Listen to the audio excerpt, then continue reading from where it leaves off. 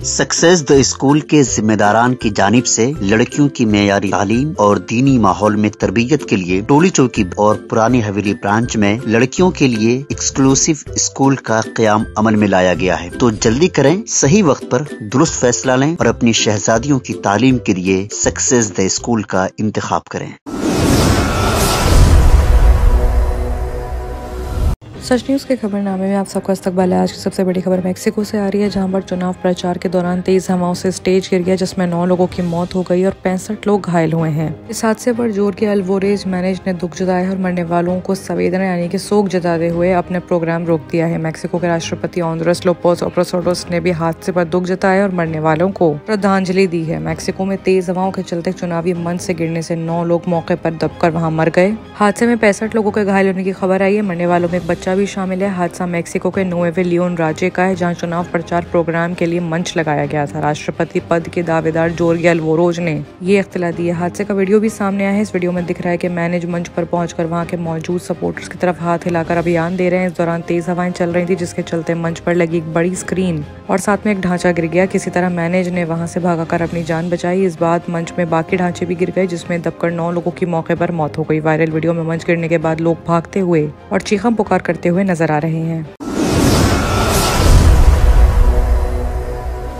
बात अगर अब करें यूके की, तो ब्रिटेन में आम चुनाव की घोषणा ऋषि सुनाक ने संसद भंग करने की सिफारिश करी है। यूके जनरल इलेक्शंस के बारे में आपको बताते चलेंगे, प्रधानमंत्री ऋषि सुनाक ने संसद भंग करने की सिफारिश करके चुनाव का ऐलान कर दिया है। ब्रिटेन में संसदीय चुनाव की तारीखों का ऐलान हो चुका है। देश में 4 जुलाई को आम चुनाव के लिए वोटिंग होंगी।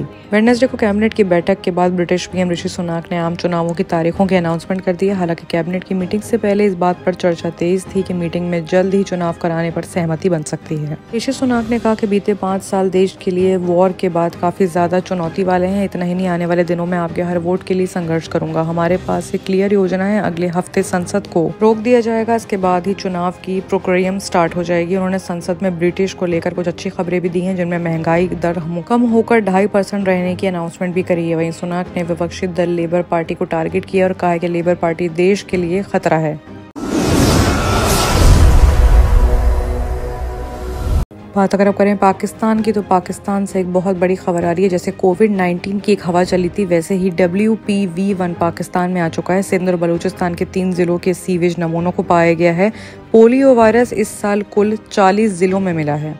पाकिस्तान के बलूचिस्तान के 2 जिलों सिंध और एक जिले में सीवेज नमूनों के वाइल्ड पोलियो वायरस टाइप यानी कि जिसको WP1 भी कहते हैं, उसकी कंफर्मेशन हो गई है। संस्थान के मुताबिक क्वेटा, चमन और हैदराबाद के किए गए सीवेज नमूनों में WP1 पाया गया है। डॉन के मुताबिक इस साल अब तक कुल 40 तकरीबन जिलों में WPV1 का वायरस पाया गया है। आपको बताते हैं कि WP1 आदियात YB3A1 क्लस्टर एक तरह का वायरस होता है। ये वायरस 2021 में पाकिस्तान से गायब हो गया था, लेकिन पड़ोसी अफगानिस्तान में बना रहा था। पिछले साल बॉर्डर पार से फैलने की वजह से ये वायरस पाकिस्तान में फिर से पाया गया है। सभी पॉजिटिव पाए गए हैं नमूने, और इस साल की रिपोर्ट की ये 2 पोलियो मामले इसी वायरस से जुड़े हुए हैं। डॉन अखबार के मुताबिक इस साल अब तक कुछ 33 से 40 जिलों में ये वायरस पाया गया है। पाकिस्तान पोलियो प्रोग्राम ने इस 4 पोलियो वैक्सीनेशन अभियान चलाया है, जिनमें 2 राष्ट्रीय व्यापी अभियान शामिल हैं, जो जनवरी और फरवरी में 5 साल से कम उम्र के तकरीबन 42 मिलियन से ज्यादा बच्चों को कवर कर चुके हैं। अगली वैक्सीनेशन जून के पहले वीक में होगी। बता दें कि हैदराबाद तुलसीदास पॉपिंग स्टेशन के नमूने लिए गए। दिलचस्प बात यह है कि इस साइट से पिछले 5 नमूनों की रिपोर्ट भी पॉजिटिव आई है। चमन का नमूना आर्मी खाजिबस साइट से ये पाए गए हैं, जो इस साल जिले में 9वां पॉजिटिव रिजल्ट है।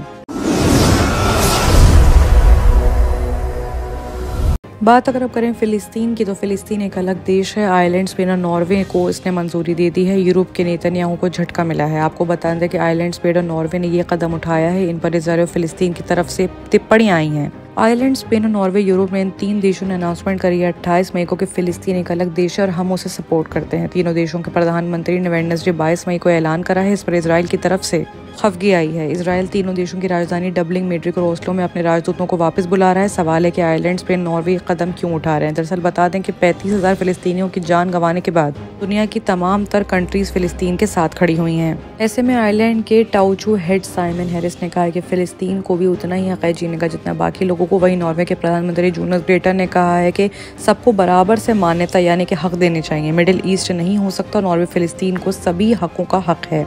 ऐसे में इजराइल ने इन देशों को फिलिस्तीन को इम्पोर्टेंस देने के लिए कार्रवाई शुरू कर दी। अपने तमाम लोगों को उसने वापस बुलवाना शुरू कर दिया और इस फैसले से इजराइल खुश नहीं है। आगे की तमाम खबरों के लिए देखते रहिए सच न्यूज़। सक्सेस द स्कूल के जिम्मेदारान की जानिब से लड़कियों की मेयारी तालीम और दीनी माहौल में तरबियत के लिए टोली चौकी और पुरानी हवेली ब्रांच में बच्चियों की तालीम और तरबियत के लिए एक्सक्लूसिव स्कूल का क़याम अमल में लाया गया है। ऐसे वालिदैन जो अपने बच्चियों की मेयारी तालीम और तरबियत के लिए किसी मेयारी तालीमी इदारा की तलाश में हैं, तो इस सिलसिले में पुरशिको इमारत और कुशादा क्लासरूम में आपकी बच्चियों की तालीम, तरबियत, हुस्न अखलाक, हिफ्ज़ कुरान करीम और स्पोर्ट्स के अलावा तालिबात की खवातीन अमले के जरिए निगरानी व हिफाजत का इत्मीनान बख्श माहौल है। तो जल्दी करें, सही वक्त पर दुरुस्त फैसला करें और सक्सेस द स्कूल का इंतखाब करें।